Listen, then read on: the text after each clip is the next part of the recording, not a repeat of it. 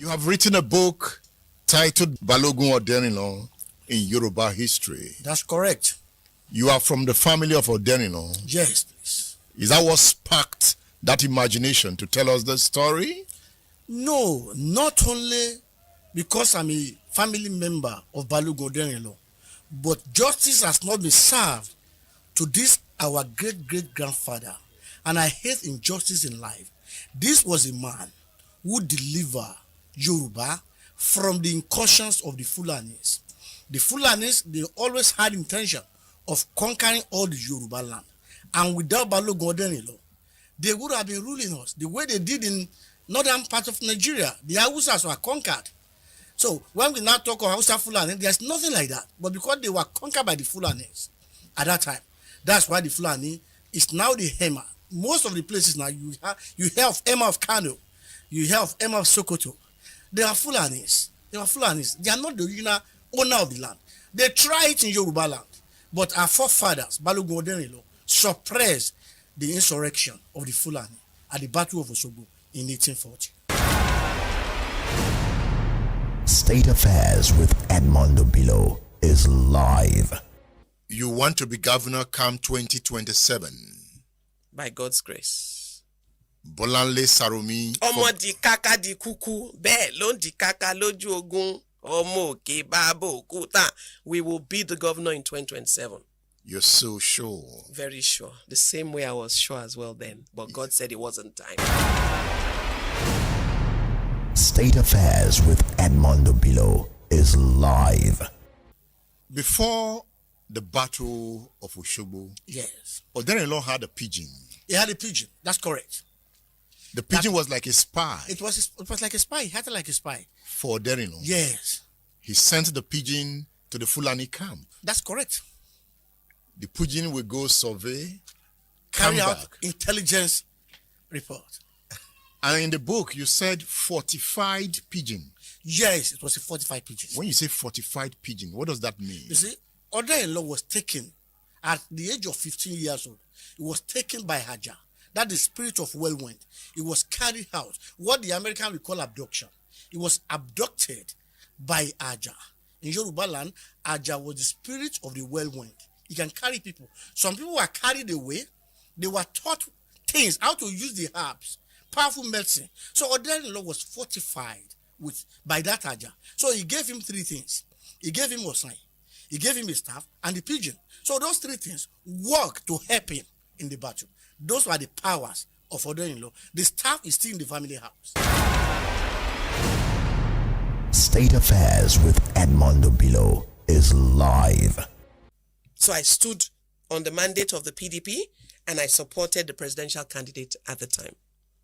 And you supported Sheyi Makinde in the governorship? No, I didn't bother. I stayed in my national level. I campaigned up and down and I just stayed away from his mission. I did not vote against him. I did not vote for APC. I did not vote for any other party, but I did not vote at all for governorship in 2023. You did not vote at all? No, I didn't. I was busy.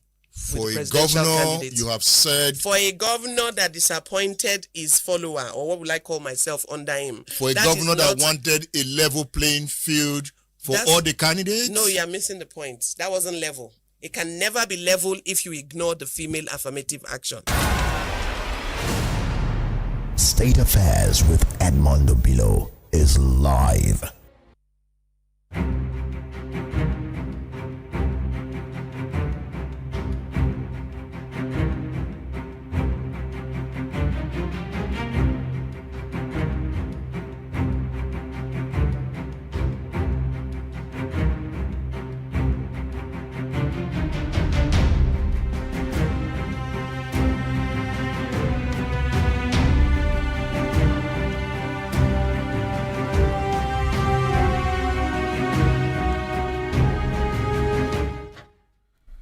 What is the theme of today's class? It is the warrior who defeated the Fulani jihadist. Balogun Oderinlo in Yoruba history. The warrior who defeated the Fulani jihadist. Balogun Oderinlo in Yoruba history. That is the subject of this class. History is the record of what has been. History is the mirror through which a people confront their past, measure their present, and imagine their future. Take note of the word, imagine their future. A society without memory drifts like a ship without a compass, vulnerable to repeating its worst mistakes, and blind to the lessons of resilience buried in its struggles. The redemptive power of history lies in its ability to heal and to awaken. When a people revisit their past honestly, acknowledging triumphs, mourning losses, and confronting betrayals, they recover fragments of dignity that oppression, corruption, or conquest may have stolen. History tells them, you were not always defeated. You were not always broken. You built. You resisted. You dreamed. Redemption comes not by glorifying the past, but by wrestling with its truth. O nation, hear me out.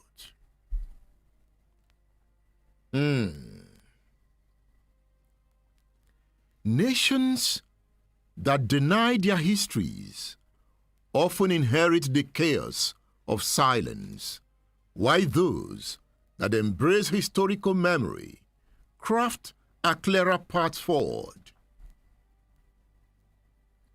Through history, wounds may not disappear, but they can be understood. They can be contextualized and transformed into sources of power. Hey. Balogun Oderinlo in Yoruba history. Into time.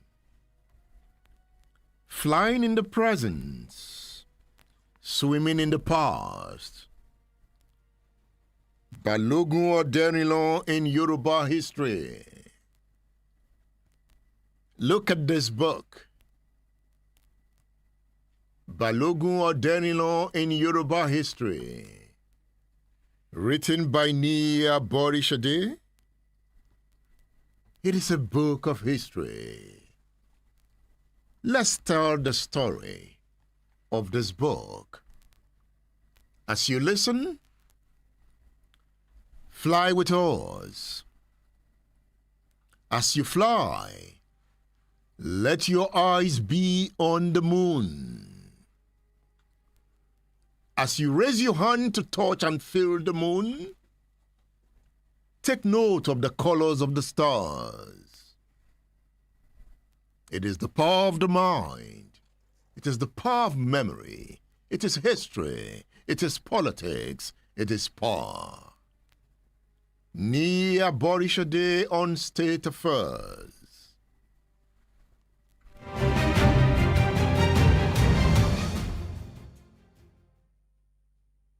Tell a story from the past, a story from the heart of Ibadan. We have come to tell this story from the home of the man we want to talk about. In this book entitled Balogun Oderinlo in Yoruba History, written by Nia Borishade, the author makes the point that under the command of Balogun Oderinlo, the advance of the Ilorin Fulani army was halted at the Battle of Osogbo in 1840. Who is Balogun Oderinlo, why is he so important in Yoruba history? Nia Borishade, it's good to have you on State Affairs. Thank you very much for having me. You have written a book titled Balogun Oderinlo in Yoruba history. That's correct. You are from the family of Oderinlo. Yes, please. Is that what sparked that imagination to tell us the story? No, not only because I'm a family member of Balogun Oderinlo, but justice has not been served to this our great-great-grandfather, and I hate injustice in life. This was a man who delivered Yoruba from the incursions of the Fulanis. The Fulanis, they always had intention of conquering all the Yoruba land, and without Balogun Oderinlo, they would have been ruling us the way they did in northern part of Nigeria. The Hausas were conquered. So when we now talk of Hausa Fulani, there's nothing like that. But because they were conquered by the Fulanis at that time, that's why the Fulani is now the Hema. Most of the places now you hear of Hema of Kano, you hear of Hema of Sokoto. They are Fulanis. They are Fulanis. They are not the original owner of the land. They tried it in Yoruba land, but our forefathers, Balogun Oderinlo, suppressed the insurrection of the Fulani at the Battle of Osogbo in 1840. But they captured Ilorin, a Yoruba land. Yes, they captured it through deception. You see, they betray Afanja.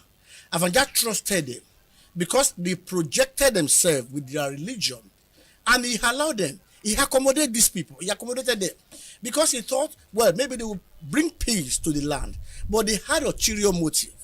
So, through his trust in the people of the Fulani extracts, they betrayed him and they took Ilorin from the Yorubas. Did Afanja betray Yoruba land? It may appear so. It may appear so, actually, because of what transpired between Alaafin Oyo and Afanja. There was an issue between Alaafin of Oyo and Afanja himself. That can appear to, because Afanja declared independence from the Yorubas, trusting in the Fulanis when he declared independence from Alaafin, and that could amount to betrayal. He paid with his life for that betrayal. He trusted Alimi. He trusted Halime totally. Halime put himself in the service. He became a priest to Afanja Halime himself. So Afanja did not make use of his own army anymore. There was alliance in Yoruba land, including the Bogon, the Onikoyi of Ikoyi. They all form alliance to fight the enemy. But Afanja now rely on the soldiers of the Fulanis. So they betray him because they have their own motive. And Afanja was not careful. The betrayer, and Alaafin Aole put a curse on him because he was the one that brought about the death of Alaafin Aole. And so because of that betrayal, he put a curse on him before he committed suicide. After Oyo was besieged, led by Afanja. So now, Aole now put a curse on Afanja before he died. And so that curse now came to pass when the Fulani betrayed him and killed him. When you say curse, Yes. does curses work? Yes, curses are powerful in Yoruba land and everywhere in the world. This was a leader. This was the Allah himself. He was empowered by all the Yorubas as a descendant of Odua. Odua, the progenitor of the Yorubas. So he was the one that was sitting on the throne. That's Haole. And his cause was effective, very powerful. It was not ordinary cause. It was a spiritual cause. And it affected Afanja. It affected Afanja, and to some extent, all Yorubas. Balogun Oderinlo Yes. can also be said to be connected to the fight around that axis at that time. Balogun Oderinlo served under Afanja before, when he was in Ilorin, before he came to Ibadan. Balogun Oderinlo was born in Ilorin. So he was part of the Afanja army before he migrated to Ibadan. But he stayed in some places before he reached Ibadan, like Olukana, like Iran. He stayed in those places. He helped them to fortify the place before he eventually came to Ibadan. So his exposure to the Fulanis in Ilorin was what he needed at the time the Osogbo War started, right? Exactly. He fought with them.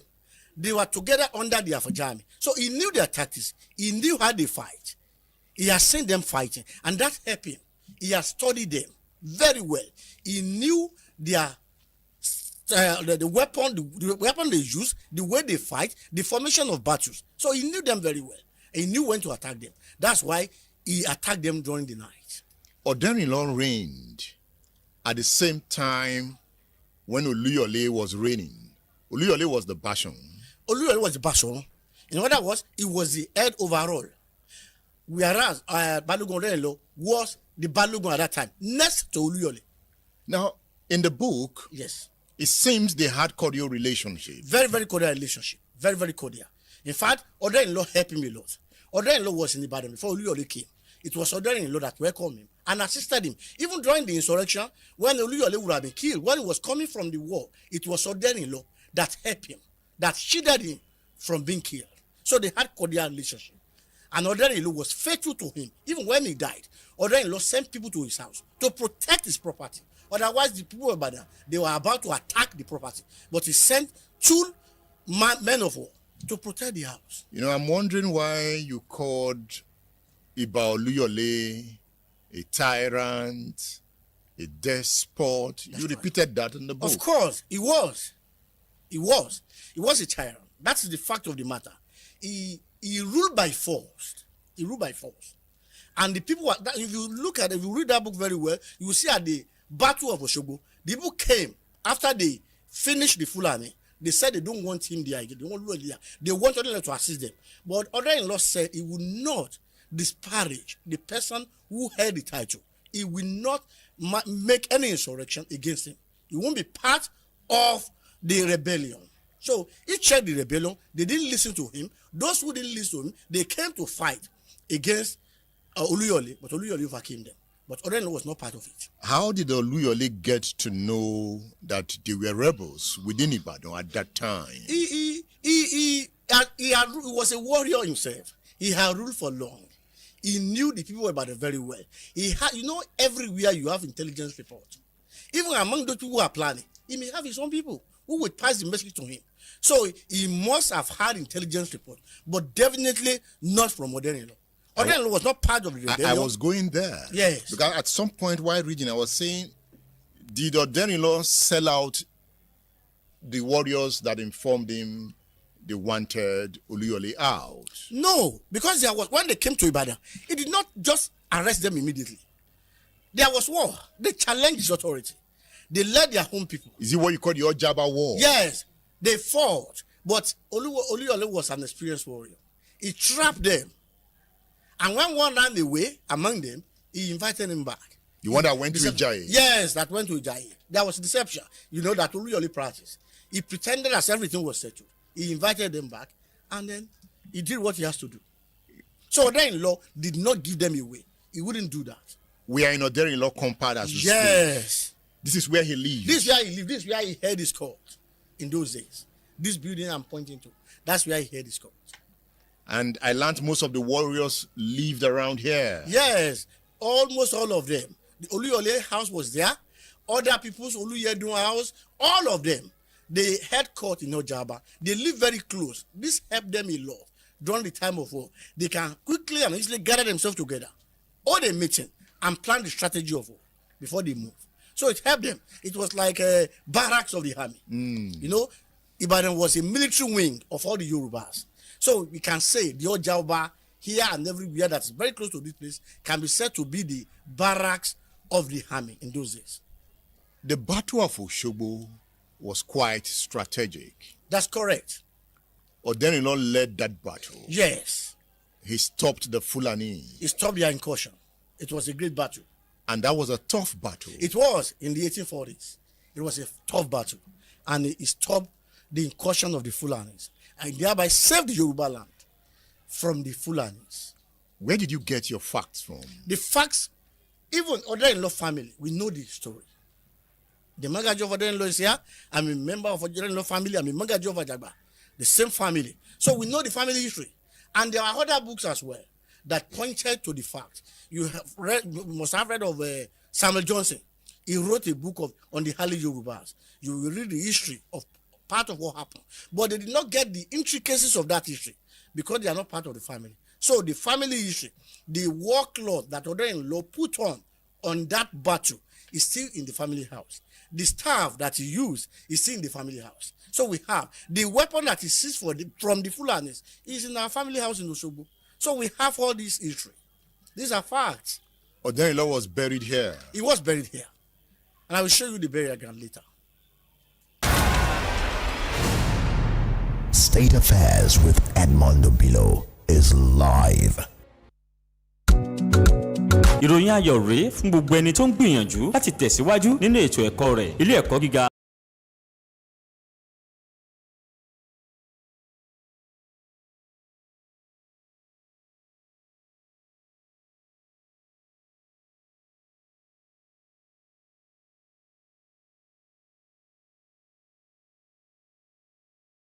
Honorable Commissioner for Public Works and Transport, Oyo State. We're actually at the Lagos-Ibadan Express Road, the UTEC end of the Circular Road. And we're actually beginning the narrative of what this is all about. It's one of the most, privileged projects that His Excellency Engineer Seyi Makinde has embarked on, and this is bringing a huge development to the people of Oyo State. What do I mean by that? I'm saying if you're going towards Lagos and you're coming to Ibadan, you're going up north, you're going to Ilesha, and you're going to other side of the southwest, you don't need to come directly into Ibadan city again. It's a bypass, it's an express road, it spans about 32 kilometers. And the project, at the first phase of it, lot 1, which is being handled by the crane board, the contractor, I'm saying this end, it's about 70% completed right now. We are going on a tour to the first phase of this project. It's about 4 sections of the project. We have the section 1, which spans from UTEC Express to Badeku Express. From that ends at the Ashedira end of the road. Thank you. Let's go on the journey.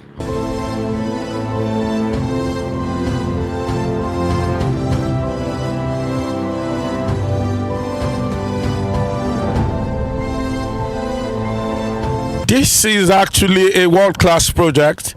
You can see the inscription on it is done by first-class contractor, Krenberg. And you can see the standard of the work done here is actually a world-class project. I mean, I can imagine this. Maybe you need to visit the city of Abuja and you see something like this. Is a world-class project and it's going to last a lifetime. I can bet you on that. The headroom here from the finish level of the road to the tip of the overhead bridge, it's about 5.5 clearance way. Conveniently, trailers, heavy trucks can go right underneath down to Ibadan Lagos Expressway.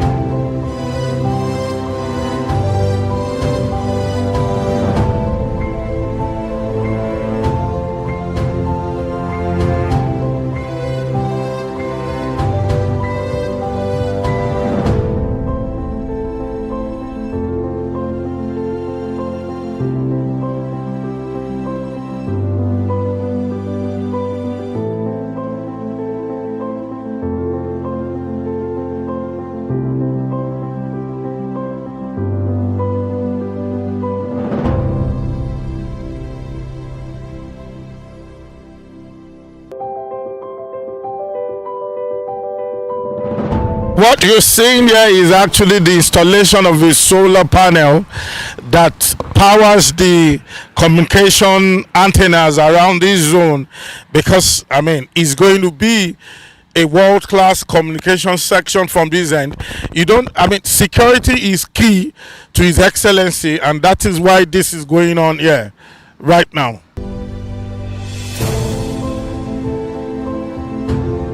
What is clear from what we are seeing here is a bridge that tells the story of development in Oyo State, and a solar project here that connects the bridge and the communication world.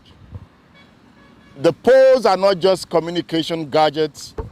At night, this place is brightened, welcoming you into the pace-setter state, telling you that as you come at night, you meet the light that shines into the future. Seyi Makinde makes the point that a project of this magnitude can be carried out by government of the people. The commissioner is taking us on a journey, and it's a journey into the future. Come with us.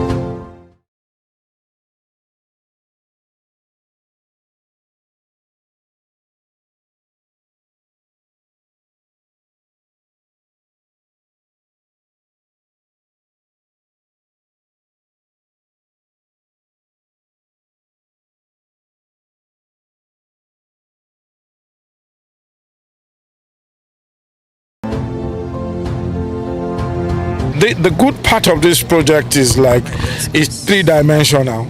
We have engineers, supervising engineers from the Ministry of Works. Then we have private consulting engineers.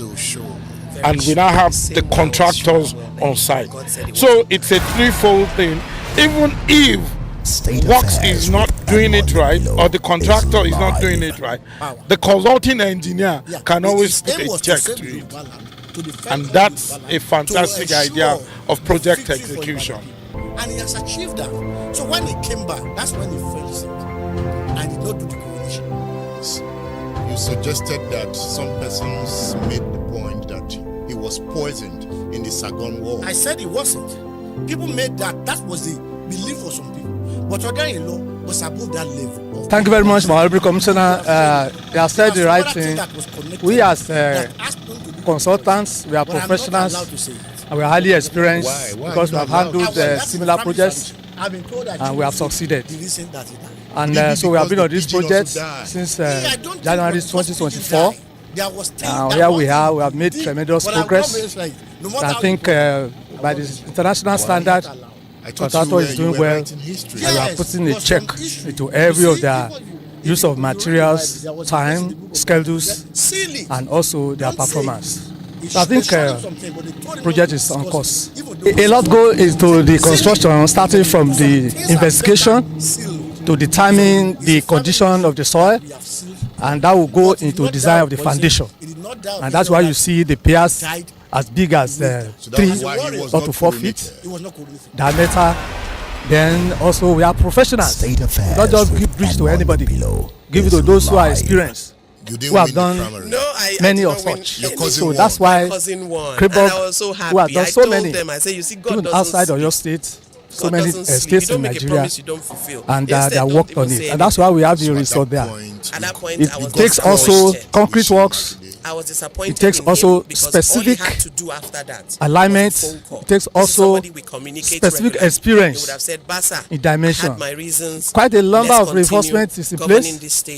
A number of quantity of concrete is there, and we also have other things pertaining to formwork and precision in positioning of the You step aside. bridge members. You went So fully into the Atiku they are there, Abubakar and camp, I went it's very fully good. to assist Usually, when you Northeast design Central bridge, you design for Community 100 to years. work for him. knowing that Governor Shea 100 Makinde years, wasn't but now supporting depends him. You know, we never on knew. the He never usage told us so. and Where did also you see? some Did you have to- He never said it natural anywhere. But you knew he was a member of the disasters, G5. which we No, don't No, see, before like that, movement of we soil, never knew he wanted earthquake, to work against us. which is not foreseen, Then the G5 can cropped shake up, the foundation, right? and at that can point, I was probably, still a PDP member, reduce the and we have a year presidential of performance. candidate, so I was not But ready to do usually, anti-party. 50 to 100 years is design life of the bridge. State Affairs with Edmondo Bilo is live. But I am not party to it. I would like to see If you see him, you will run away. I don't- Even the warrior, the cloth that he wore when he fought the battle. He's Project manager. This What's the name? Amin. Amin. The Arole of Oderinlo himself. It's going very well, and we are on track. By God's grace, we will deliver on time. And we want to thank Oyo State and all the stakeholders for making us part of this dream. Thank you very much. So what's the percentage of work done right now? We are can close to wait, 75%. 75. Yeah. That's a good one. Thank you. And when he wears it, how does it feel?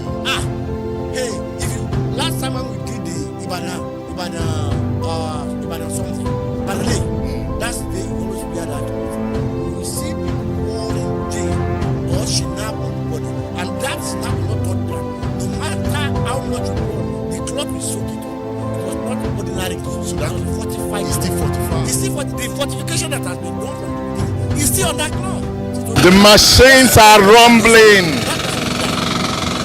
Men at work. There are some things that will be done before you can put that cloth. Construction ongoing. State Affairs with It is the Rashidi Ladoja Circular Road. It's about You can hear the sounds of the machines. also about They are the sounds of progress. You can see the rolling. This is the toll plaza. This is the toll plaza who gets what. under construction. Bolanle Sarah- The road will be tolled, and this is the construction of the toll plaza. You have moved from the PDP to the ADC, and you have given reasons for that movement. I saw your video online, and you were excited while announcing your resignation from the PDP. Why is it so exciting? So I was both sad and both excited because it's been a wonderful journey. It's been a journey where I have learned a lot more, being in a big party, coming from a new party into an existing party that's, held high offices. So it was really, really sad. The first one was I was depressed. I had to leave because it's like basically you've gotten married to someone for 2-3 years. You've invested in that marriage. You've built a house together. You've mobilized, you've furnished, and then all of a sudden the house is crumbling. You have to quit that marriage. It's not an easy decision. Since the 2023 elections went the way it went, I knew immediately that the PDP was gone. The PDP would never be able to pick themselves up. For those who did anti-party activities, they were never expelled, they were never punished, they were never told off or suspended. So how can we continue with people who have one leg here and one leg there? And these are leaders in various states. So I told all the people whom I am their national chairperson, that is majority of the PDP aspirants in my movement, I told them it's time to go. But different states had different peculiarities. So they all told me, some were ready, some were like, Basa, Excellency, can we keep watching? Can we just give our governor a few months to see where he's going? Only for them to find out later on their governor has even gone to another party. So they become homeless. So they had to say, Basa, we are ready, let's go. So I knew it, that it could never be repaired. And I had to exit when I exited. And that was June 12 on purpose. Because June 12, 2018 was when I declared in UI that I wanted to be the governor of Oyo State. So I chose that same date. You talk about a crumbling PDP. Is it really crumbling? Oh, it's crumbled. It's crumbled. So you have two giants fighting now to keep it going. One wants it his own way, another one wants it his own way. So they'll just keep doing that. Two giants. Yes, so two political gladiators in their own various states are fighting to hold on to PDP with different selfish interests. Who are these gladiators? Oh, I don't know if I should keep their name coded, but I'm sure you've seen them. You've gotten some history online about what's going on in the PDP. Are you talking about Sheyi Makinde versus Wike? So you see, I read your mind, you read my mind. So they are all trying. He's trying to hold on to his own ambition. He's trying to support the APC presidential candidate. So what they're doing is they're going to make PDP weak, and then APC will be able to emerge and succeed, the election coming in 2027. However, ADC has come to save Nigerians, rescue Nigerians from what we're going through. ADC will do it. They always come to rescue Nigeria. Yes, that's the mission. And before you know, they entangle Nigeria again into more problems. Chai, the only way Nigeria will not be rescued in 2027 is if the people are not ready. If the people are ready and united, if they can give us the same mission they gave us in 2023, especially the movement, if they can be part of it, if we can truly join together as a coalition, then we are going to rescue Nigerians from poverty, hardship, insecurity, unemployment massively, and corruption too should end as well.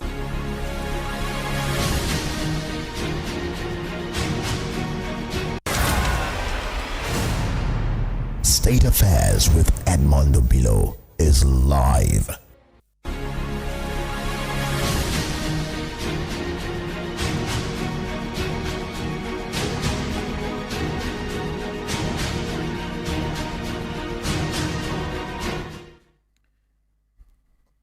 Balogun Oderinlo in Yoruba history. It is Splash 105.5 FM, the Integrity Station. Contemporary politics, historical narrative, the power of the mind, the art of war. When you read Balogun Oderinlo's story, you find the art of war. If you look at this book, The Art of War, if you turn to page 25, Sun Tzu makes the point.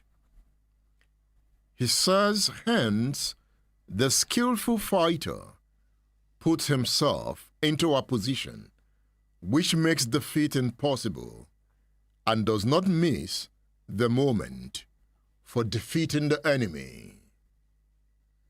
Thus, it is that in war, the victorious strategist only seeks battle after the victory has been won, whereas he who is destined to defeat first fights and afterwards looks for victory. It is the art of war. Oderinlo in Yoruba history. Yoruba warrior. Yoruba civilization. The man who defeated the Fulani Jihadist in the Battle of Osogbo in the 19th century. Nia Borishade is on State Affairs. Stay tuned.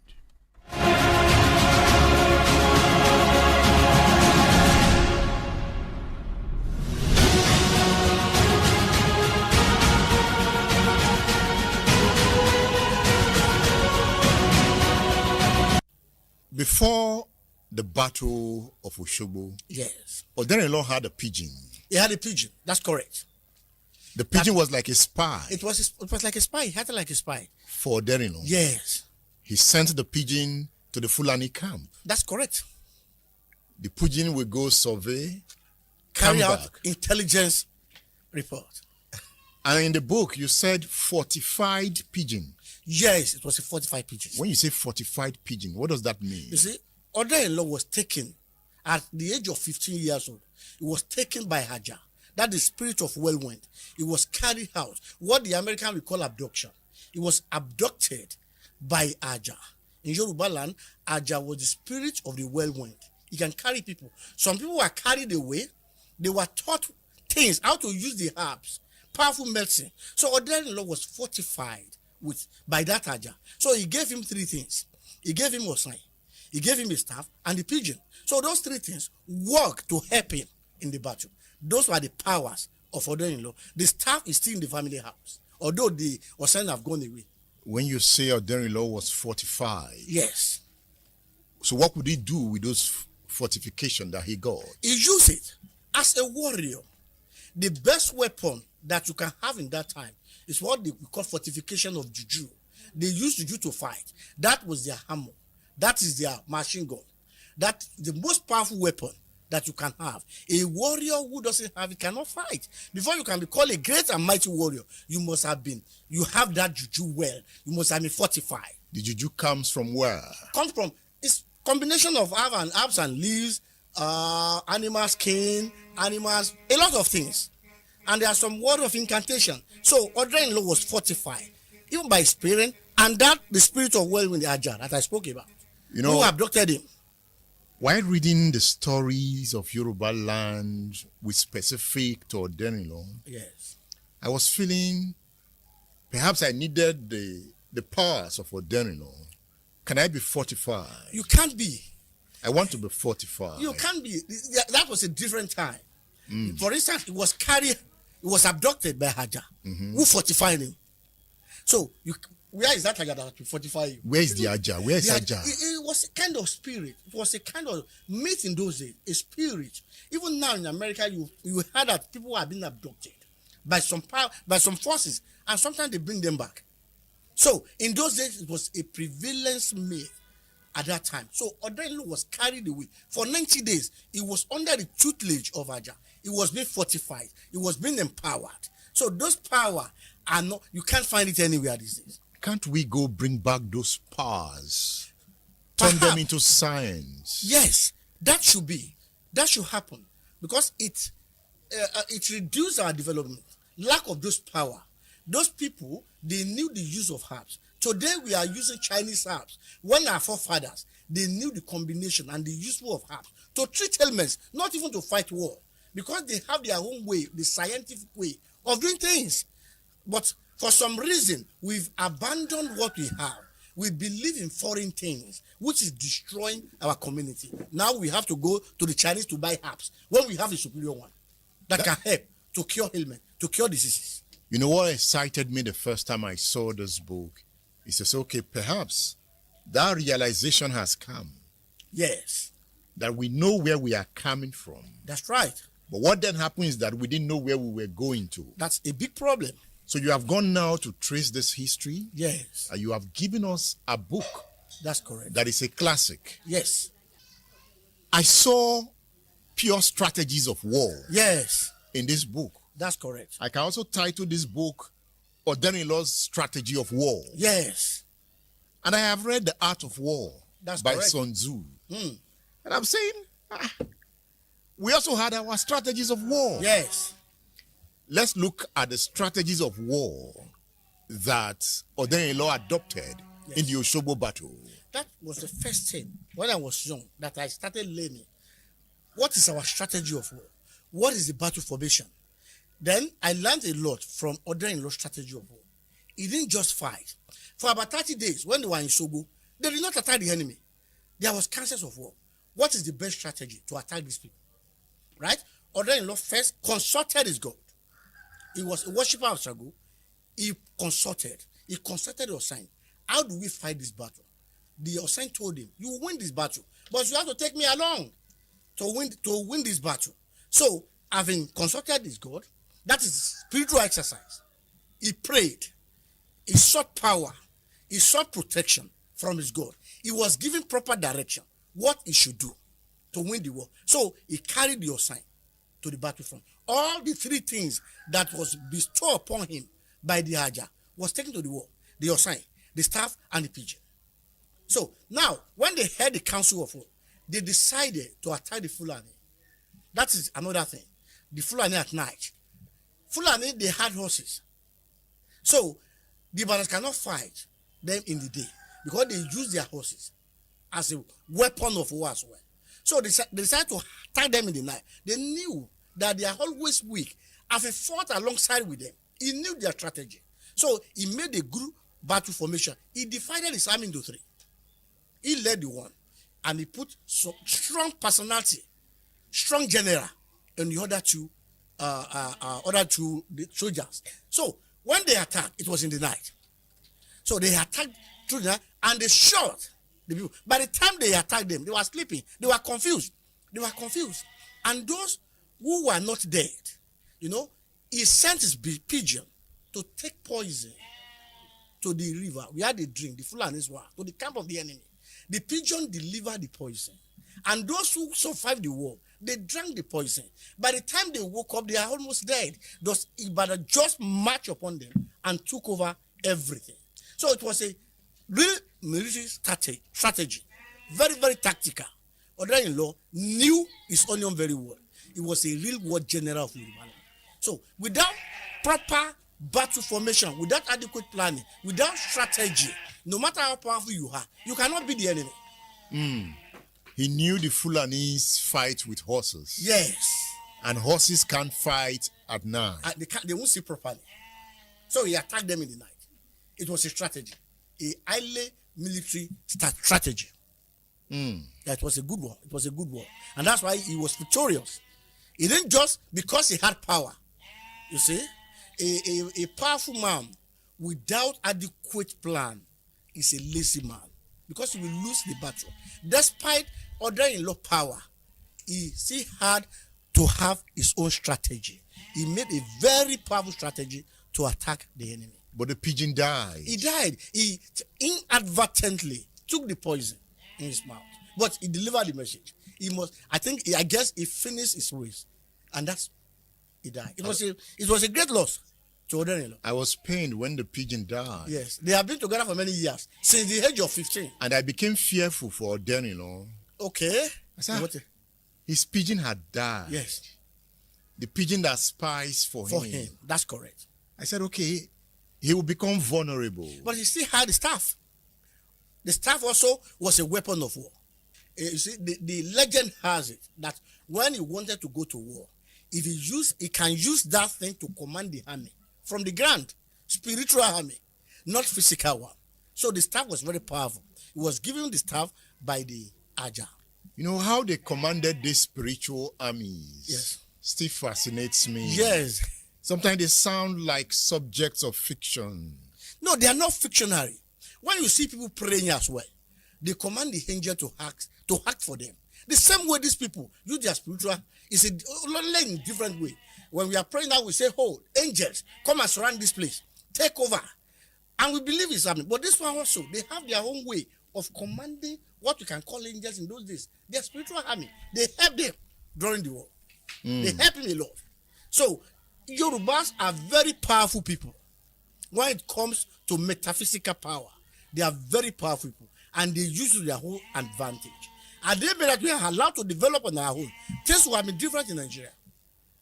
Who stopped you from developing on your own? The colonialists. Why did you allow them? Well, in life, some people are more advanced. I think they were more advanced than us. We are at the stage of developing. When they came, they were more advanced. And they used cunning way, deception to get our people. You stopped the Fulani. Yes. You could not stop the colonialists. Well, that's part of life. When you are fighting against many enemies, those who are very clever, in a way, we call during the Industrial Revolution, that's when they came. And they came not just ordinarily, they came with different things, religions, and a lot of using technology to produce mirror, a lot of things that we have never seen before. So they used that one to entice our people. And our people fell for it. And you sounded as if Ibadan saved the whole of Yoruba land. Yes, that is the truth of the matter. Without Oderinlo, Ibadan would have been slave of the Fulanis. Instead of Oba, Yoruba that we have, the whole of Yoruba land that we have today, it will be Hema. Even the Alaafin himself, there will be Hema of Oyo. The way they had it in the north, they have it in the north now. You know, in the north now, it is the Fulani that are ruling them. They have subjected, they have destroyed all the monarchy system of the Hausa people. They would have done the same thing in the whole of Yoruba land, but for the Oderinlo and those who fought alongside them. State Affairs with Edmondo Bilo is live.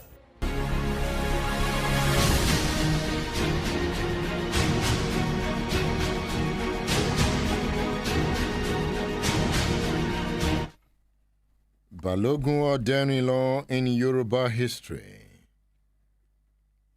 Are you in this class? 070 694 930 00. Balogun Oderinlo in Yoruba history. It is the title of a book by Ni Aborishade. This is the book. Balogun Oderinlo in Yoruba history by Ni Aborishade. Oderinlo the Ibadan warrior. He stood firm against the advancing Fulani Jihadists. Oderinlo is a figure of war. He is a symbol of historical redemption for the Yoruba people. His story reminds us that history is not just a record of bloodshed or conquest, but history is a testament to the courage of men, sacrifices of men, and the will of the people to survive. 070 694 930 00. 070 757 70. Hello. Hello, good morning. Please turn down the volume of your radio. Can we get the story right? One history had it that the goddess of Oshun made himself a beautiful damsel to attract the leader of the Fulanis, thereby tempting them. And in that wise, he poisoned the water they all drank, and they died. So we don't really know which one to believe. Can Mr. Oderinlo clarify that area? Thank you very much, Obio. Thank you. Thank you. The lines are open. Join the discourse. It is the dialogue into the future. The strategies of war. Have you read the 33 Strategies of War by Robert Greene? If you read Balogun Oderinlo in Yoruba history, you will read about Oderinlo's strategies of war. Hello, good morning. Hello? Good morning. Good morning. My name is Adekola Adeyemo. I enjoyed the part where they say, where the story ended, that Yoruba would have been like Ilorin side, where you have all the emir, this, emir, that, and so the great Oderinlo has really fought a very great battle, and God has really helped him. We are grateful to him. Otherwise, the Hausa that has overrun the Fulani that overrun the Hausa will have overrun everywhere. Thank God they didn't reach the east. So the south where they reached, they made their Waterloo. So thank God for Oderinlo. Thank you. Thank you for calling the radio station. You know, the first caller wanted Nia Borishade to clarify. The interview with Aborishade is a recorded interview, so he's not in the studio, but he's listening. Join the discourse. Balogun Oderinlo in Yoruba history. Good morning. Hello, good morning. JK, Good morning. JK Olashipon. Good morning, my brother. Good morning. Morning, sir. I just want to add my voice concerning the Fusa of the western parts to be overrun by the Fulani people. What happened there happened in some middle, is it all this northern central, what do they call it, all this Benue of a thing. That is why they keep on overrunning them. They keep on killing them till today. And during the time of the administration of General Buhari, which is now the civilian president, he struggled. He struggled to create places for them in those places where they were refused in those days.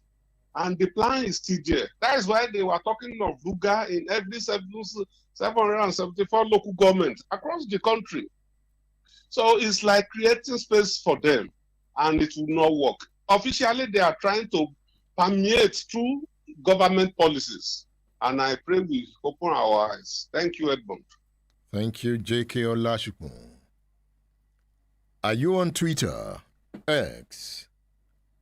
I can see Big Pedro on X. He says, interesting.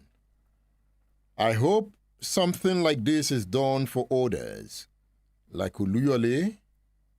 Also, I hope they can be transformed into movies. Big Pedro on X. Who is on X? I can see KG Akinwale on X. He says, I love the way this man speaks. You're talking about Nia Borishade, right? Very eloquent, clear, and engaging. God bless him more. Nia Borishade is the author of the book, Balogun Oderinlo in Yoruba History. You'll find the book on udarabooks.com. Order the book on udarabooks.com. You can also order the book through my WhatsApp number, 08039918449. You can order the book Balogun Oderinlo in World History, in Yoruba History rather. You can order it through my WhatsApp number, 08039918449. It's about the past, and it's about the redemption of the future. Join the discourse. 07069493000. You can meet me on X. Let me see you. Are you on X? Have you reposted? Have you invited your friends to join the class? When you repost, you expand the audience. So let's expand the reach of the class as we repost. Are you on X? So let's do it together. I can see some legend. Omo Olani. Hello, good morning. Good morning, Edmund. Good morning. Absalam Mubashir on the line. Happy to hear your voice. Yeah, good job. Thank you. Yeah, the issue is interesting. And I know Barrister Polisati has gone a deep work, but nonetheless, issue is subjective and contestable, just like the woman that called earlier and was, introducing another angle. Nonetheless, we have to tell it the way we know it. That's an effort, and it's good. But going by to what I heard in that narrative, I think sometimes I begin to wonder, when you talk about herbs are for medicine and for spiritualism. And even into this science, I'm beginning to suspect that, science and the spiritualism of herbs are now interwoven, either in medicine or in spiritualism. Even all these things about internet, so for us to have actually really jettisoned most of these things, either in the name of faith or whatever, I don't know. We are doing ourselves a great disservice, in Black Africa. If you, subscribe to a religion, the understanding of that religion, I don't think should shoo us away from the use of herb. It depends on how much goodness you can take from it. A lot of the things that we call science today are dependent on that thing. Because, like, I know I'm a Muslim, and I know there is spiritualism. And when Abu Sadi was writing in that book, you can, beseech angel to do some things for you, maybe on the side of it, if you are, the Muslim faith, and you can beseech jinn. Most especially, I think the warriors of those times are actually in bed with jinns. And maybe this is not the proper place, or maybe we will not have time to go into that, because I know quite, something about, the power of jinns. God said it in the Quran that I read, that he made the jinns as human beings, and jinns can do so many things. As you can remember the story of Solomon or Sulaiman, the jinns were subjected to him. That's why he was able to do a lot of things that he did. He was able to be so rich because they can work for him tirelessly. They can go and dive into the bed of the sea to get things for him. So when people are using jinns today, they can use jinns for that thing. And I suspect, even in some of the science that we have today, the computer, this and that, some of the inspiration to those people come from the jinn. This Apple man, what do you call him? He's late now. This Apple... Steve Jobs. Steve Jobs, yeah. Steve Jobs. I read about him that he used to visit a temple in the Philippines. He's a Buddhist, and he was a Buddhist. And so after the successful inspiration that led to the formation of Apple, the creator of that temple said that there has been an upsurge in youth coming to that place for spiritualism. So he must have been inspired by some, extraterrestrial powers. They are there, actually. But if we really just shoo us away from this, how much of the angel does we want to besiege for inspiration? How much of fellowship did we do with them? You say you don't want to fellowship with jinn. I agree, because I'm a Muslim. God says so. Don't go to jinn, come to me. But we are so lazy, we don't really, go deep in our spiritualism with the angels, so we can be fortified, like you said, with some powers that are beyond our mental seal. Thank you. So that we go to all these kind of things that you see. When you see, I watch all these Yoruba movies sometimes, and you see this Babalawo, and that's, some kind of a mimicking the real life thing. They want to see somebody in their room, and they slap some white cotton on the thing like this, and they will be seeing the person in a far away place in their room. What's the difference between all these television that we are having today? Somebody is somewhere, but it's only the packaging of that power. To me, that is the difference. Thank you. So Thank you. sometimes- Thank you. Thank you. Thank you. Thank you. Solid point. Solid point. Wow. Interesting to listen to. Taking us deeper into time. Anyway, on State Affairs, radio has just gone deeper. It is Splash 105.5 FM, the Integrity Station. Stay tuned, stay cool.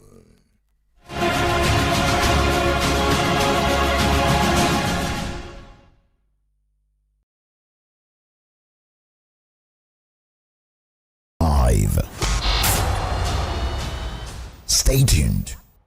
Splash FM.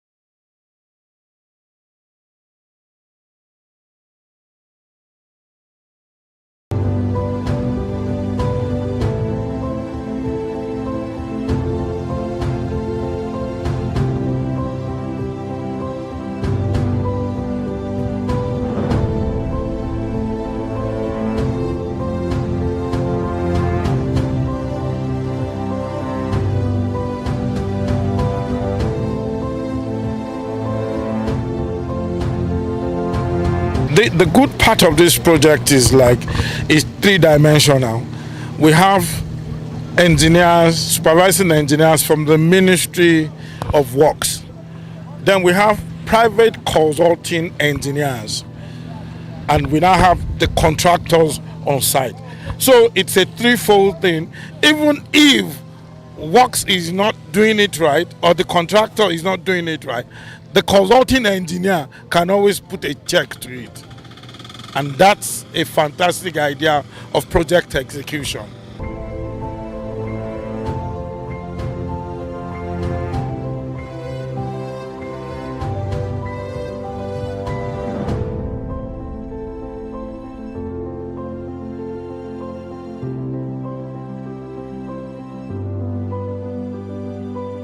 Thank you very much, my Honorable Commissioner. You have said the right thing. We as consultants, we are professionals, and we are highly experienced because we have handled similar projects and we have succeeded. And so we have been on this project since January 2024. Here we have made tremendous progress. And I think by this international standard, contractor is doing well, and we are putting a check into every of their use of materials, time, schedules, and also their performance. I think project is on course.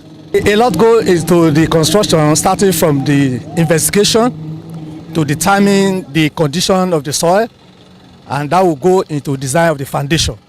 And that's why you see the piers as big as 3 up to 4 feet diameter. Then also we are professionals. You don't just give bridge to anybody. Give it to those who are experienced, who have done many of such. So that's why Kribog, who has done so many, even outside of your state, so many states in Nigeria, and they have worked on it. And that's why we have the result there. It takes also concrete works. It takes also specific alignment. It takes also specific experience in dimension. Quite a number of reinforcements is in place. A number of quantity of concrete is there. And we also have other things pertaining to formwork and, precision in positioning of the bridge members. So they are there, and it's very good. Usually when you design bridge, you design for 100 years. 100 years. But now it depends on the usage and also some natural disasters, which we may not see, like movement of soil, earthquake, which is not foreseen, can shake the foundation and can probably, reduce the year of performance. But usually 50 to 100 years is design life of a bridge.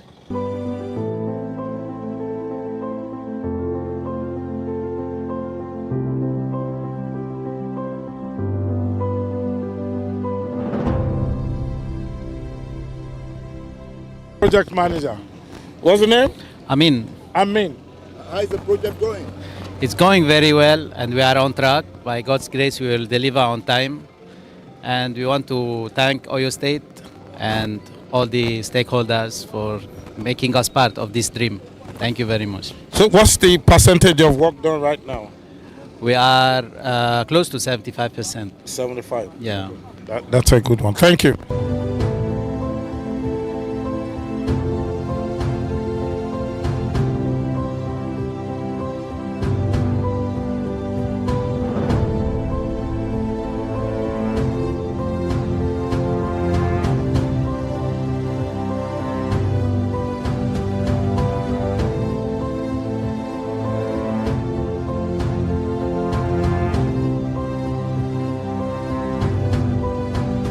The machines are rumbling. Men at work. On the usage and also some natural disasters, which we may not see, like movement of soil, earthquake, which is not foreseen, can shake the foundation and can probably, reduce the year of performance. But usually 50 to 100 years is design life of a bridge.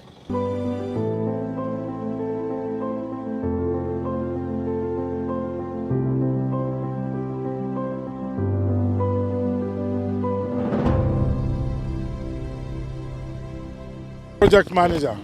What's the name? Amin. Amin. How is the project going? It's going very well, and we are on track. By God's grace, we will deliver on time. And we want to thank Oyo State and all the stakeholders for making us part of this dream. Thank you very much. So what's the percentage of work done right now? We are close to 75%. 75. Yeah. That's a good one. Thank you.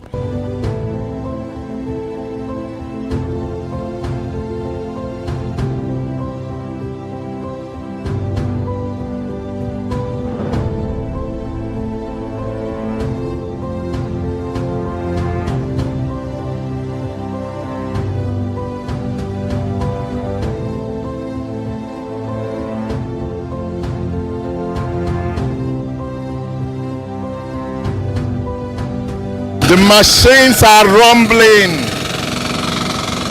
Men at work. Construction ongoing. It is the Rashidi Ladoja Circular Road. You can hear the sounds of the machines. They are the sounds of progress. You can see the rolling. This is the toll plaza. This is the toll plaza under construction. The road will be tolled, and this is the construction of the toll plaza.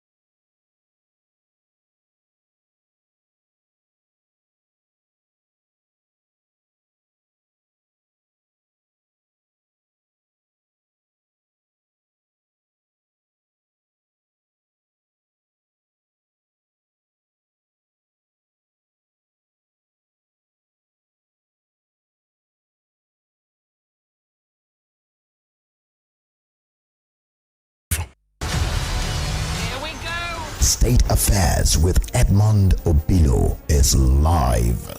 Stay tuned.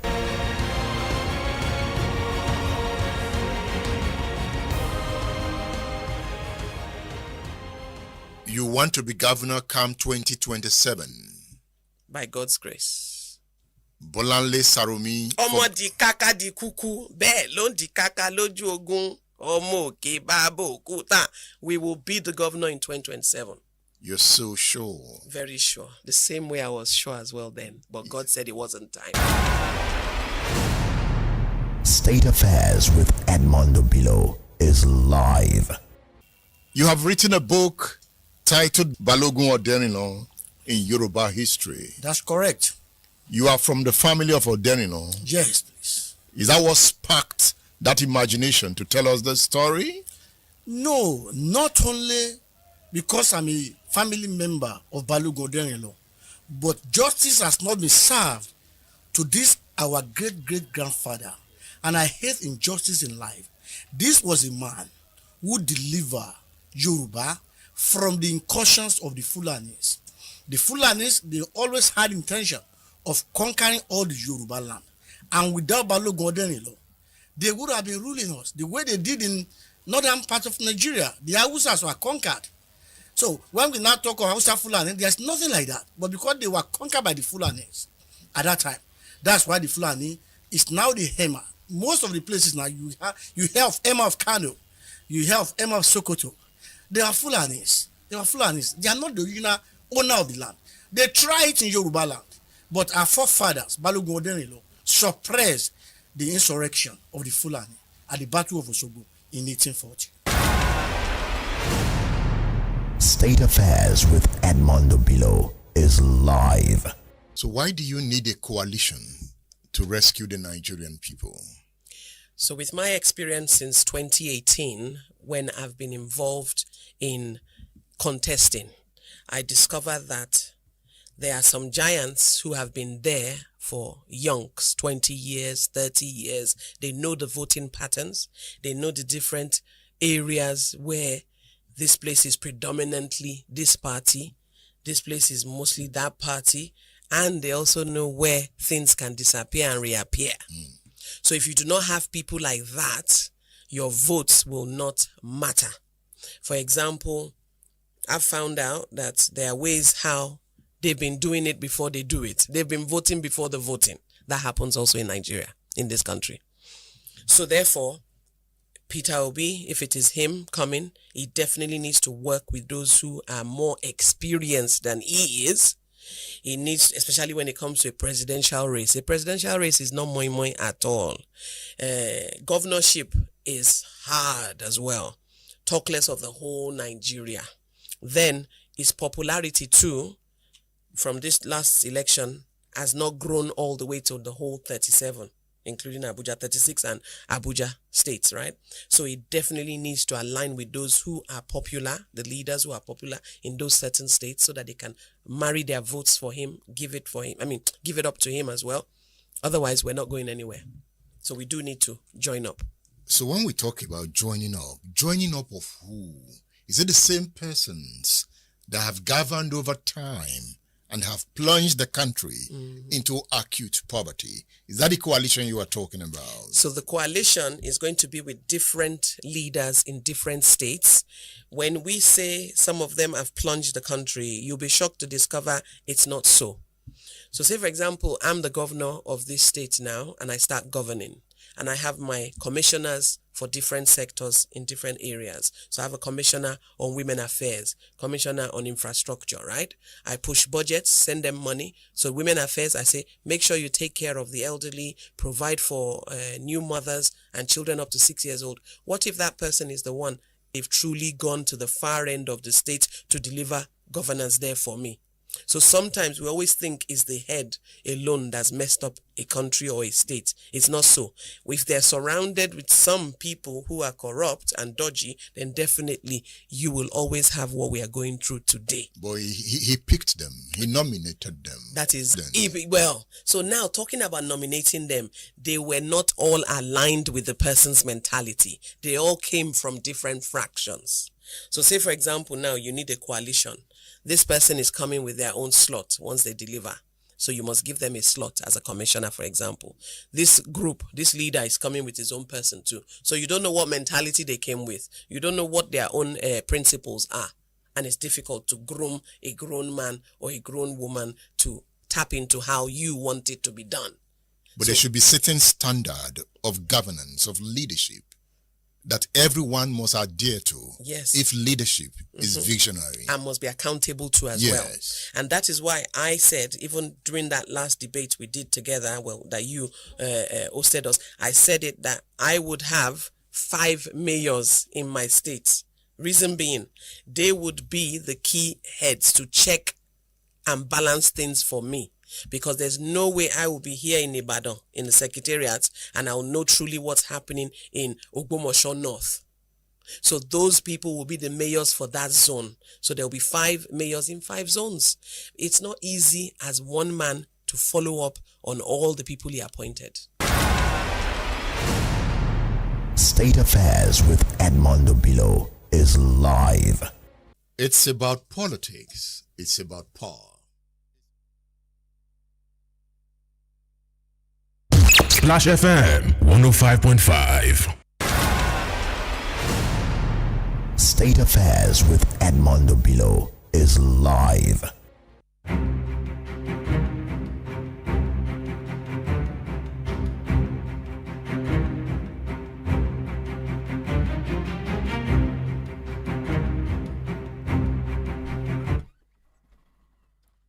For too long, Oderinlo's name lingered in the margins of Yoruba history.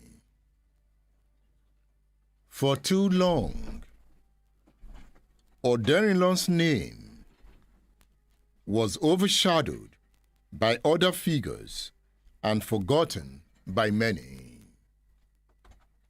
Yet, By recovering his story, we redeem not just his memory, but also the collective dignity of a people who resisted subjugation. Oderinlo's leadership in the decisive defense of Ibadan, of Yoruba land, was not simply an act of war. It was an act of preservation, ensuring that Yoruba society, culture, and identity endured. Balogun Oderinlo in Yoruba History, a book by Nia Borishade. The author is on State Affairs. You can order the book on udarabooks.com. udarabooks.com. The Art of War by Shunzu, with a foreword by James Clavell.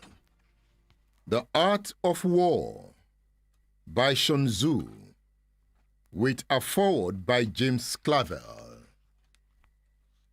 You can order this book on udarabooks.com. udarabooks.com. Shunzu in the book says, in warfare, first lay plans which will ensure victory, and then lead your army to battle.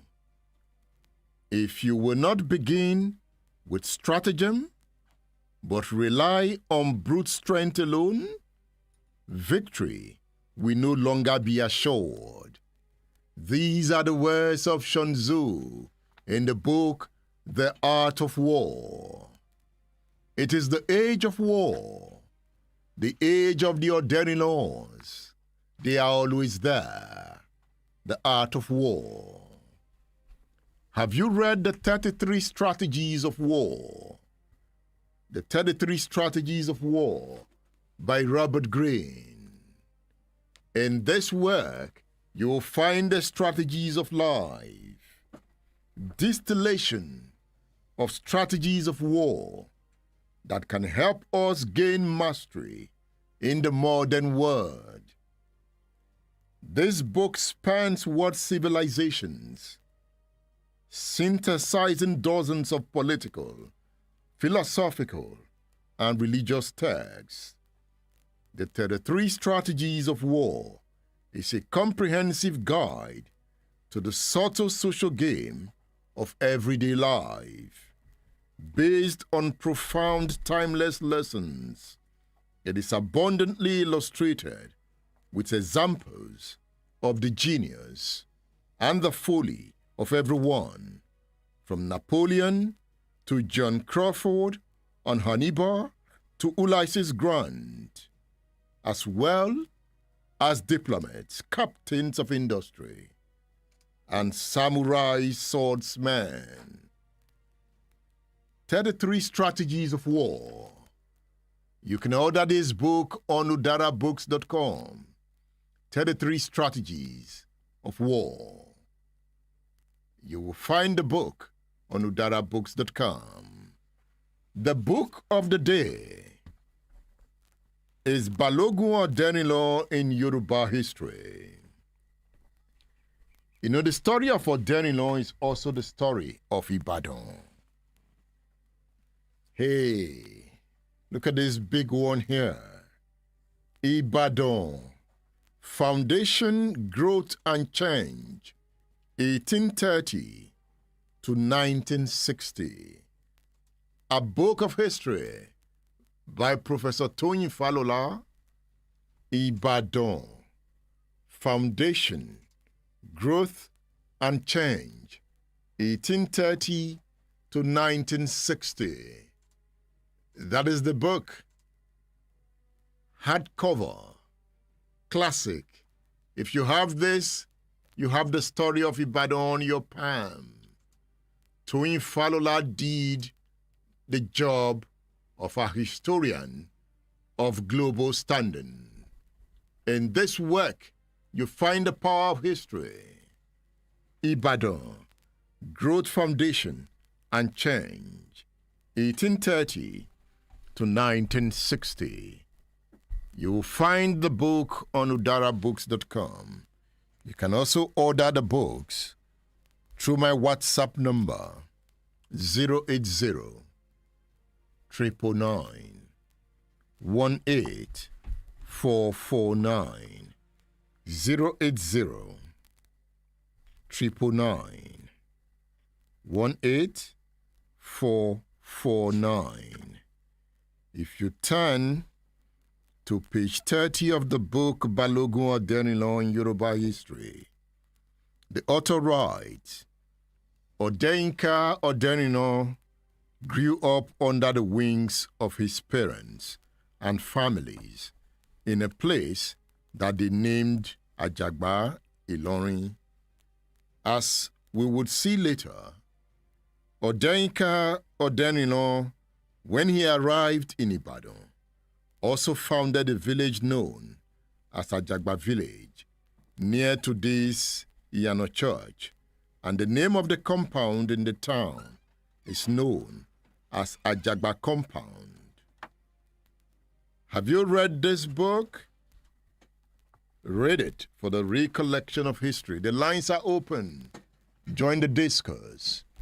070 694 93000 070 694 93000. You can also call 070 144 75770. Hello? Good morning. Yeah, top of the morning to you, Edmund. I'm Bashar is my name.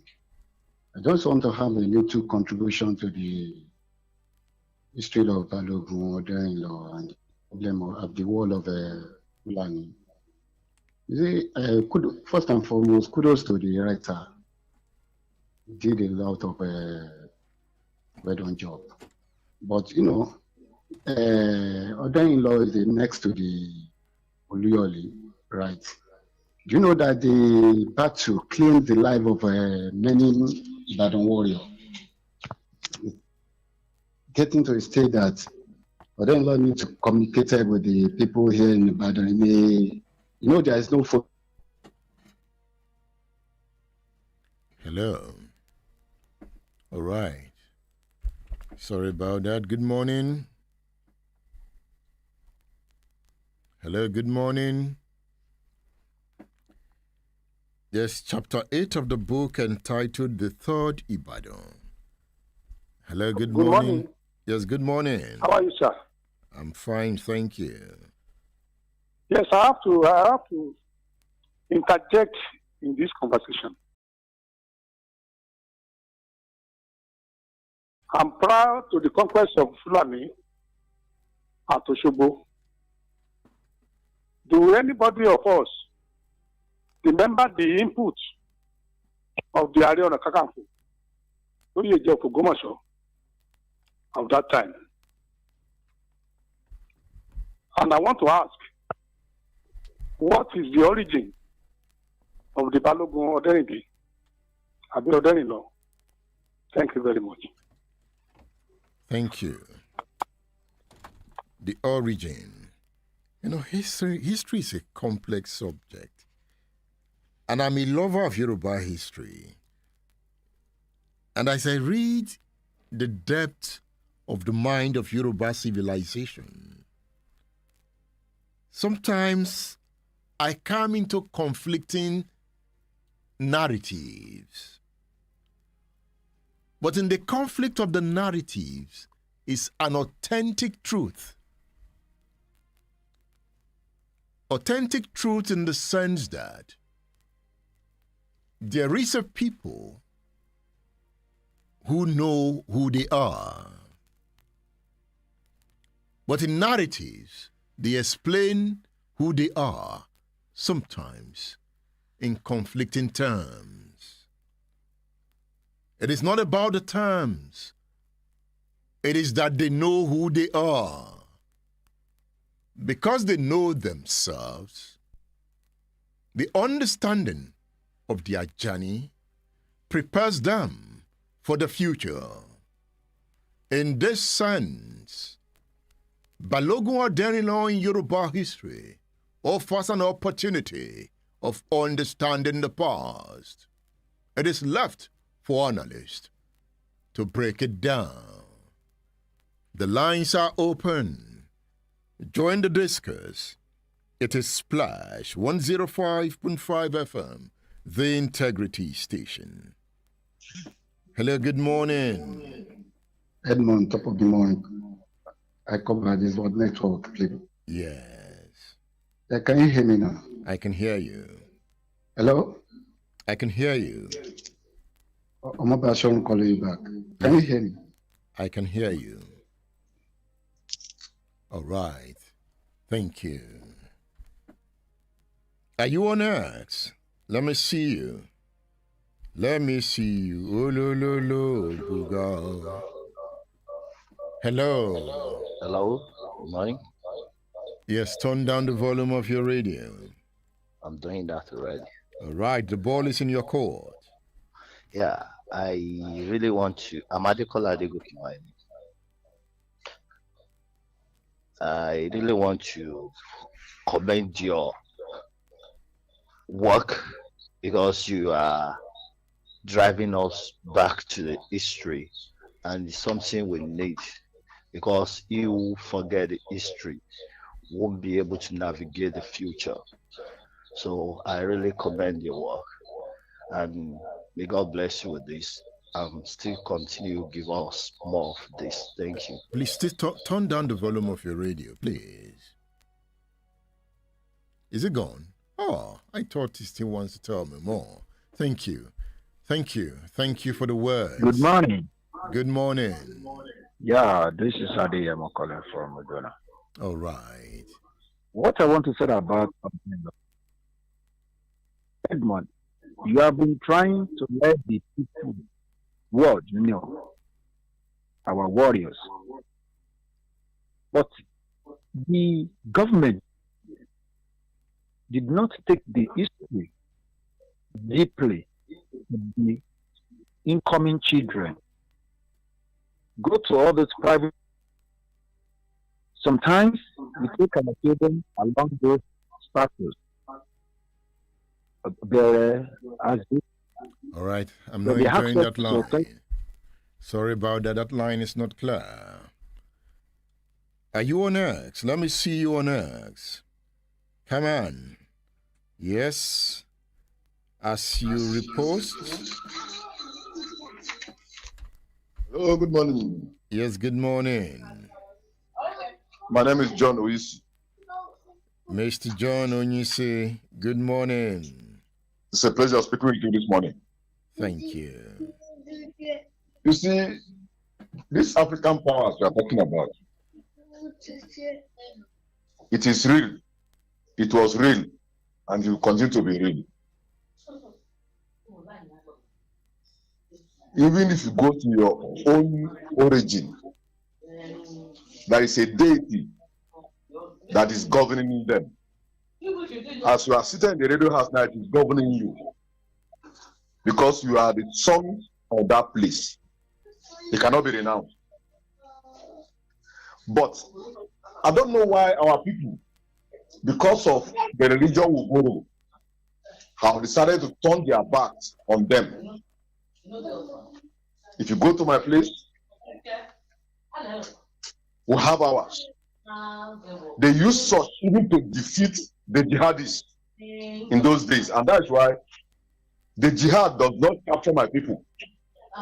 The Doma people in north central Nigeria were not captured by the jihad. And that's why they cannot fall under the Sokoto Caliphate. Along with other people that are within the geographical area of the north central.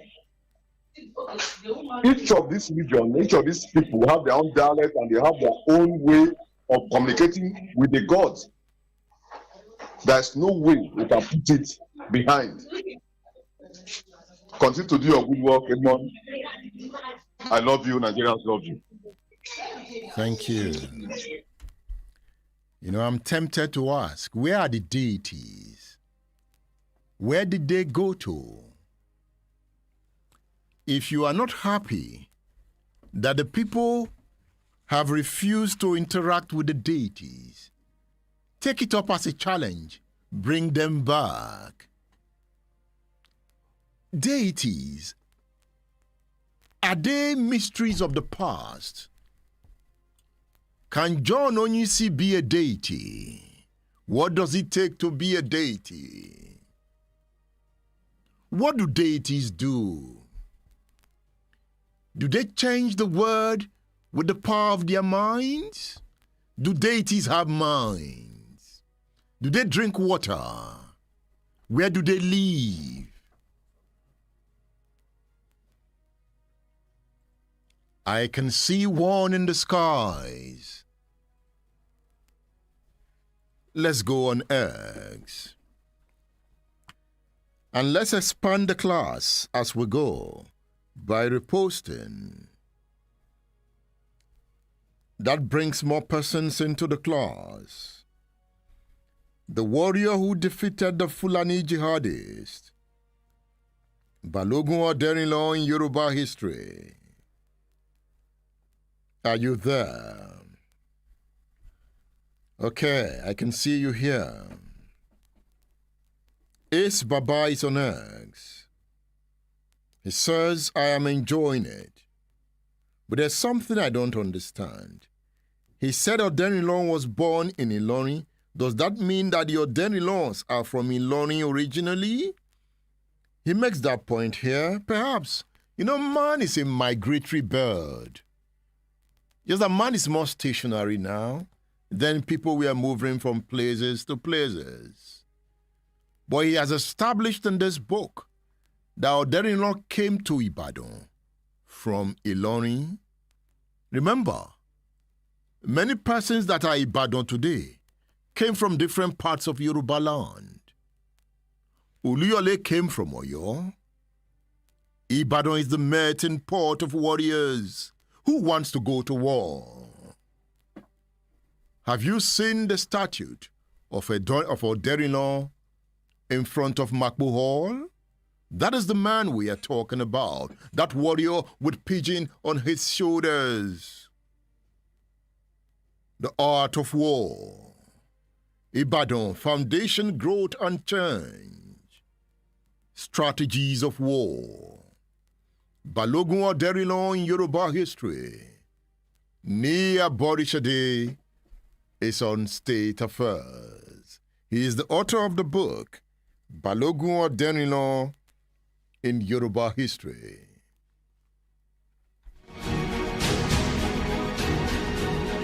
How come it was mainly Ibadan that fought the Osogbo War? Yeah, that's what Ibadan was to protect the north of the west. They have their different, the Ijayi under Konami was to protect the south and west of the Yorubas. The Ibadan was to protect the northern flank of Yoruba land. So when the war came, the Oluyole, Alaafin sent to Oluyole. Oluyole was the Bashan. So when the SOS, Save Our Soul message from Osogbo was sent to Alaafin, Alaafin sent to Oluyole. Oluyole sent for Bashan, Balogun Oderinlo to help him to prosecute the war. The Fulanis were already camping around Osogbo? They have almost defeated the Osogbo people. The Osogbo tried to resist them, but they failed. The initial people that was sent to Osogbo to rescue them, they failed. They can't do it. The Fulani were there. They were mighty warriors themselves as well. So they could have overrun all the Yoruba land, if not for the intervention of Balogun Oderinlo. Has Yoruba land celebrated Oderinlo enough? That is one of the problems we are talking about. They didn't give him adequate recognition. It's a shameful thing. If you read the book very well, apart from saving the Yoruba land, there was a time Ibadan was under siege that Oderinlo had to sacrifice his wife and children to save Ibadan. But we have a statue in front of Makbo. That's correct. 6 children from one wife. He sacrificed them.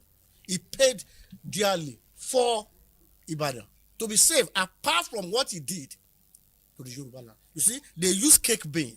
They said the blood of those people must be mingled with cake bean, what we call ikuru in Yoruba land. And they have to, on all the 16 egress of Ibadan, they have to put all the ikuru mixed with blood to extend the Ibadan. He did this for Ibadan. He fought for the Yoruba lands. This man deserves special recognition above everybody. Now we talk of Oluyole Market, Ogunbola something. people don't recognize the man who saved the Yoruba land. Yeah, he has not been given adequate recognition for whatever reason. And we are pushing for that. That they should recognize him. Very, very important. Because Ibadan seems to be Oluyole. Everywhere is Oluyole. Oluyole warriors. It's so sad. You know, and I'm saying, if Oderinlo did all this, yes, how come? It's very shameful. It's on record what Balogun Oderinlo did, but it was not given. We can't understand why. We don't know the people behind it, and that's why we, the descendants of Oderinlo, are pushing for a special recognition for this warrior who saved the Yoruba land, who saved the Ibadan people. He deserves special recognition by the people of Oyo State and the entire Yoruba, not only in Oyo State, entire Yoruba land. They have to give him special recognition. Now let's read from your book. Okay. On page 94. Okay. That's chapter 13. Okay. The aftermath of the Oshogbo War. Yes. And the remnant soldiers of Oshogbo took part in the epic battle. That's right. And not all the Yoruba army. That's correct. For example, Kurumi of Ijaye did not take part. That's it. Neither did the Ogbomoshos, the Egbas, and the Ijebus. Perhaps the Alaafin, being a veteran warrior himself, was of the opinion that it would take all the Yoruba army to liberate Ilorin from the Fulanis, as it was not the Ilorin warriors that they will be contending with, but the whole of Sokoto Caliphate. Correct. So the point here is that after the Fulanis were defeated in Osogbo, that's correct. Ibadan army wanted to march on Ilorin. That's correct. They wanted to march on Ilorin. Yes, they want to take it back. Alaafin Atiba stopped them. He stopped them. And you make the point that if Alaafin Atiba had not demurred and had allowed the Ibadan army to press forward to take Ilorin, this history would have been different today. That's correct. And Ilorin would have been restored to the Yoruba. That's correct. Are you sure? Yeah, it would have been different. That is if he has taken that advice to march. But don't forget that Alaafin Atiba himself was a warrior. He had fought against them before at the Eleduwe War. He fought with Balogun Oderinlo, Iba Oluyole, and Konomi. They fought at the Eleduwe War. So he knew these people very well. He knew what it takes to defeat them. Because like I said in that book, it was not only the Fulani of Ilorin that they are fighting against. They'll be fighting against the Sokoto Caliphate. Almost all the Fulanis and the slave, their slave, they'll be fighting. So it will take a whole army of Yoruba land to march to Ilorin because people will be coming from Sokoto. So it will be a very serious battle. And I don't think Alaafin Atiba was interested in that war anymore. The most important thing to him is just to secure all that Yoruba land. I think in a way, he has considered that part of Ilorin. But Ibadan would have gone ahead. It would have gone ahead, but we know what would have happened. It may not have been very easy. The way you sounded here, you think... I think it would be easy if Oderinlo was there. If he led them, I hope that they could have captured Ilorin. And if I were to be alive at that time, I would have encouraged them. I would have invited all the other Yoruba army to support the Ibadan army and march to Ilorin. Did they need the approval of the Alaafin to march on Ilorin? Of course, Alaafin was the superior king. He was the one that can give the order of the battle. Even the fact that Ibadan went to Osogbo, it was at the behest of the Alaafin. They wouldn't have gone. Alaafin was the military wing of the Yoruba land. But Alaafin was the superior king. He has to order the battle. Without him ordering the battle, they wouldn't go. So the Oyo Empire includes that of Ibadan. While the Ibadan was the military wing of Yoruba land, Alaafin retained the power. He ordered the battle, particularly a serious battle like that. Now, Iba Oluyole wanted power and plotted a coup. He plotted a coup. There was an insurrection. By virtue of his relationship with the Alaafin, Bashoru Oluyole himself was a prince through his mother. His mother was a daughter of Alaafin Abiodun. So, in a way, he was entitled to the throne. But Alaafin was there, and he said Allah, but power, because he wanted power, he had his army. the army of Ibadan was the most superior army of that time. So using the army to lead the insurrection against Alaafin shouldn't be difficult for him. So he led his army. But Kunomi engaged him. He informed Kunomi before he started, but Kunomi was not cooperative with him. He said, when one king is here, there is no need for insurrection. Your Yoruba should live at peace. But Oluyole will not have this. Will not have that. He led the people of Ibadan. And then they met. Kunomi was there as well to engage him in battle. But though all of them, the trio of them were friends. The Alaafin of Atiba, Kunomi of Ijayi, and the Oluyole. But when it comes to power, friendship does not matter. Like I suggested, remember Fatsa and Babangida. Fatsa also was a very good friend of Babangida. They went to the same school, they were very close friends. But there was a coup, and Babangida has to do what he has to do. They kill Fatsa. So friendship does not come in when it comes to power. That is an issue. So Kunomi met him. They engaged in battle. It was a very difficult battle. At a later stage, it was Alaafin intervention that stopped the insurrection. They now had a meeting, and Oluyole apologized for his action. But he didn't kill him. They knew he's not someone who can just kill like that. So the Ibadan came together again as one. He was also fortified. He was fortified, very powerful as well. Very powerful. Very powerful. Very powerful. Ibadan feared him. They feared him. That's why he became a tyrant. Because when power corrupts, and power corrupts absolutely. When he became so much powerful, he used his power to dominate the people. He forced the market people to buy his yam. He had farm, a large farm. So he will just bring the farm, he will stop them from selling other things. Say, you must buy this one and sell it. And they will sell to them at exorbitant fees. But who can say this? To the extent that people in Ibadan, they had to engage an herbalist to put a curse on him so that he will die. They want him dead. They were fed up of him. That's why I call him a tyrant. His manner, the way he held the people of Ibadan in the jugular, because the checks and balances was not working. The Ibadan council, they cannot advise him anymore. He won't listen to anybody. So the insurrection was stopped. They settled the drift between them, between the Alaafin, the Bashorun Oluyole, and Kunomi. They became friends again. They settled that drift, and Yoruba were peaceful again.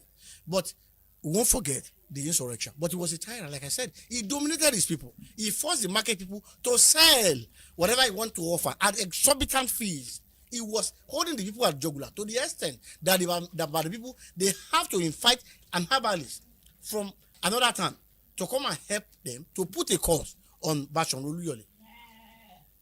This is the book we are talking about. It is a book of history. It is a book about Yoruba history. It's about Oderinlo of Ibadan land, that great warrior that governed Ibadan before he died. You can get this book on udarabooks.com, on udarabooks.com. You can also order it through the WhatsApp numbers on the screen. It's a lovely book to read, and the author is telling us the story. You can also order it through the WhatsApp numbers on the screen. It's a lovely book to read of Yoruba land. State Affairs with Edmond Obilo is live. Here we go. State Affairs with Edmond Obilo is live. Stay tuned.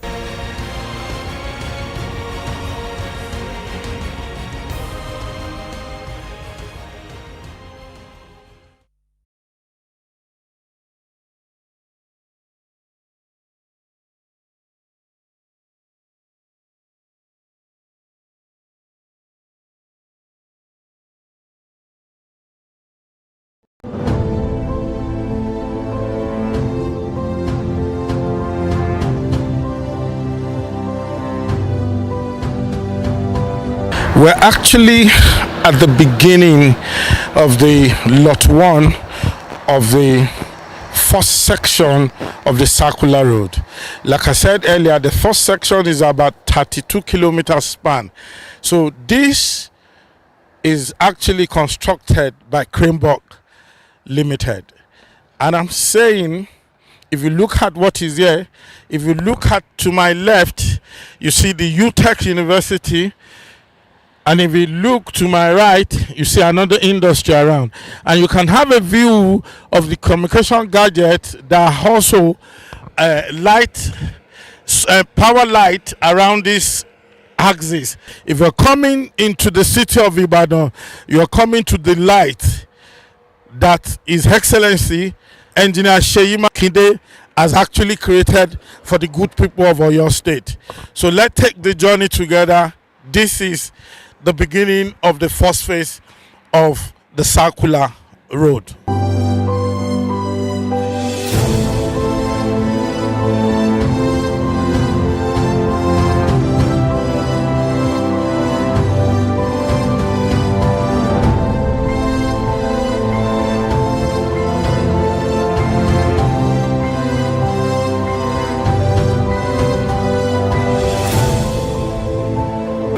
This is the Ibadan-Lagos road, end of the circular road. From here, your exit, the main exit from here is the Ibadan-Ife road. So if you are coming from Lagos and you are going to Ife, you have no business again with the city of Ibadan. You cut off Iwo Road, and here you come out at the Badeku end. And that takes you straight to Osun State, Ondo State from this end. I can talk about the quality of the work. It is clear for you to see.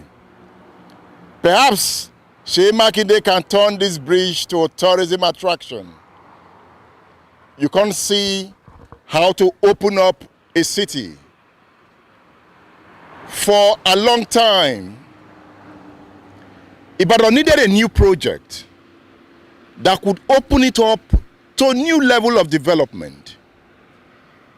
At some point, Ibadan was expanding, but it was shrinking, because the infrastructure base was not expanding with the population.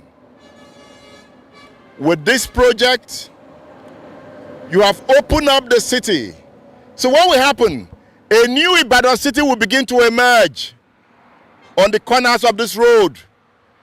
That is development.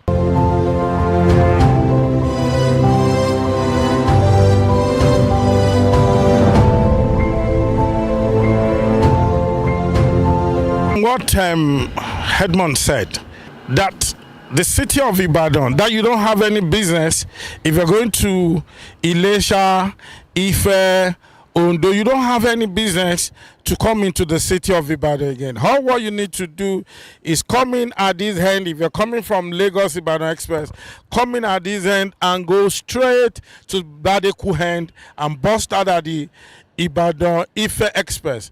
But the thing I need to let you know, like he said, this is bringing development to Oyo State. This is building the new Ibadan. And I'm telling you, the corridor around this axis is going to be a world-class development. Industrial, residential are going to be world-class. What do I mean by that? You can't just bust out from the corridor end to come into the express, except you go and you link out. You come out at the toll gate end of the express. And the development that's going to be happening here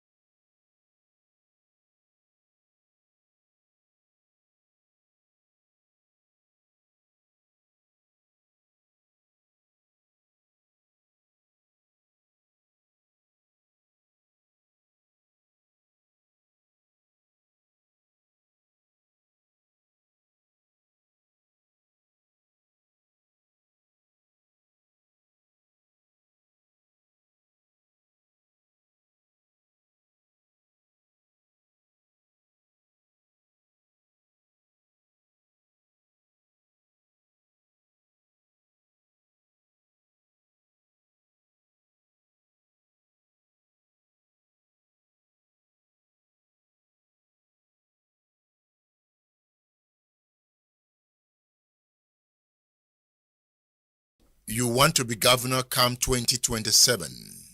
By God's grace. Bolanle Sarumi. Ọmọ di kaka di kuku, bẹ́ẹ̀ ló ń di kaka lójú ogun. Ọmọ òkè bàbá òkúta. We will be the governor in 2027.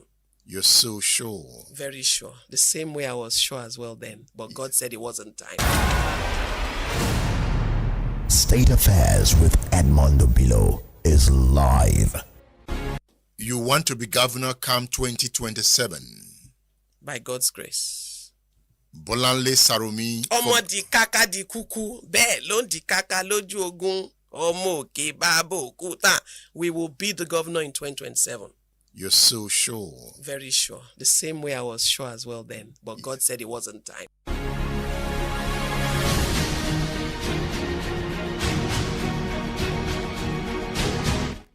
Join the discourse. Call the radio station. Now, the biggest book for the day, and quite comprehensive. Ooh la la, the quality of the print. Ooh, look at it, quality print. Wow. I love this book for the quality of the writing, the quality of the print, the quality of the pictures. Any Yoruba man that can afford this book should possess it for the future. It is entitled Yoruba Nation and Politics since the 19th century. Aha! The book honors the memory of late Professor J.A. Atunda for his contributions to Yoruba scholarship and society. This book covers a wide range of topics discussing the Yoruba people of West Africa, exploring various things. The editors of this book are historians. Tony Falola teaches at the University of Texas at Austin, and Professor Digbo has served as the head of department and dean of Olabisi Onabanjo University, Nigeria. Yoruba Nation and Politics since the 19th century. Aha! It is a book that should be in your home. Are you an Igbo man? A Fulani? Are you Yoruba? Ishekiri Jo? Are you studying Yoruba history? I have brought to you a compendium, classical writings on Yoruba history, Yoruba Nation and Politics since the 19th century. You can order this book on udarabooks.com. udarabooks.com. You can also order it through my WhatsApp number 080 999 18449. 080 999 18449. That's my WhatsApp number. Balogun Oderinlo in Yoruba history, Ni Aborishade, speaks on this history.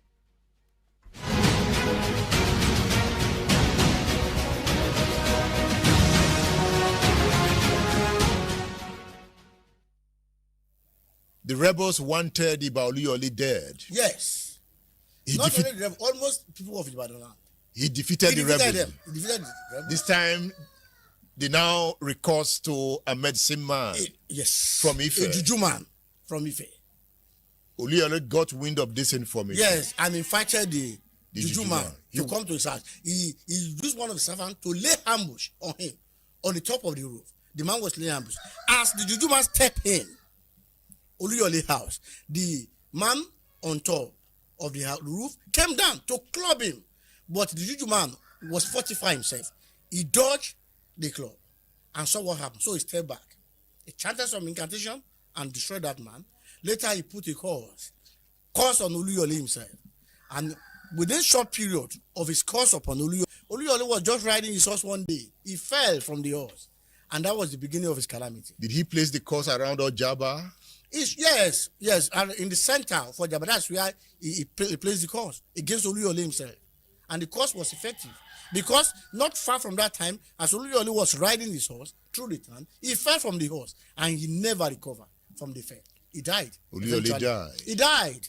He was a World War general. It was during his time that the Hausas and the Fulani came to Ibadan to live as well. His statue is there. It was there. That's correct. That is there. We are in the camp of warriors. We are in camp of the warriors, the Ibadans. That's what we are noted for. The land of the warriors. I wrote a poem about Ibadan as well. After the death of Oluyole, Balogun Oderinlo, leadership fell. On Balogun Oderinlo himself. And you know, Oluyole respected Oderinlo so much. Yes. He feared him too. Yes. During his time, the people knew relative peace in all Yoruba land. He was to be installed as the Bale. Yes, of Ibadan. He postponed the coronation. That's correct. He wanted to return from the war of Sagon. Yes, Sagon. That's correct. Sagon War. That's right. He was a warrior. He wanted to go and fight. Yeah, and he went and came back. So when he comes back, his plan was to now have a very rich coronation. Correct. Crown. Why go to war again? This man was not, but he was not poisoned. Why? Why are you not allowed to Well, say? that is the family tradition. I've been told I shouldn't say the reason that he died. Could it be because the pigeon also died? I don't think it was because pigeon died. There was one thing he did, but I will not mention it. No matter how you probe me, I will not mention it. Why? I will not allow. Died. I don't think it was because pigeon died. There was one thing he did, but I will not mention it. No matter how you probe me, I will not mention it. Why? I will not allow. I thought you were writing history. Yes, but some history. You see, even if you read the Bible, there was a place in the book of Daniel. They said, seal it. Don't say it. Seal it. Don't say it. Not to discuss it, even though he's a king. A king. In the book, you said Oderinlo was a benevolent leader. Yes, a benevolent leader. In the book, you said Oderinlo was a benevolent leader. Yes, a benevolent leader. A peaceful and generous man. And there was peace during his reign. There was peace. Peace during his reign. There was peace. Because he was though a warrior, but still a man of peace.